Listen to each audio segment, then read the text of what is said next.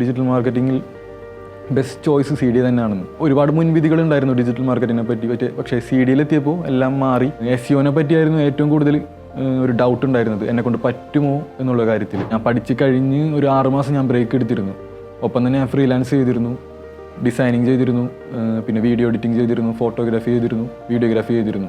അങ്ങനെ ഇരിക്കുമ്പോഴാണ് എനിക്ക് എല്ലാ സ്കില്ലും ഒരുമിച്ച് ഒരു സ്ഥലത്ത് ഇംപ്ലിമെൻറ്റ് ചെയ്യാൻ പറ്റുന്ന ഒരു പ്ലാറ്റ്ഫോമല്ല, ഒരു ജോബ് ഞാൻ നോക്കിയിരുന്നത്. അപ്പോൾ അങ്ങനെ ഇരിക്കുകയാണ് ഡിജിറ്റൽ മാർക്കറ്റിംഗ് എൻ്റെ മുമ്പിലേക്ക് എത്തുന്നത്.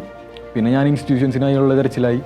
ലാസ്റ്റ് ഞാൻ CDA ചൂസ് ചെയ്തു. CDയിലെത്തിയപ്പോഴാണ് എനിക്ക് മനസ്സിലായത് ഡിജിറ്റൽ മാർക്കറ്റിങ്ങിൽ ബെസ്റ്റ് ചോയ്സ് സി ഡി തന്നെയാണെന്ന്. ഒരുപാട് മുൻവിധികളുണ്ടായിരുന്നു ഡിജിറ്റൽ മാർക്കറ്റിനെ പറ്റി, പക്ഷേ CDയിലെത്തിയപ്പോൾ എല്ലാം മാറി.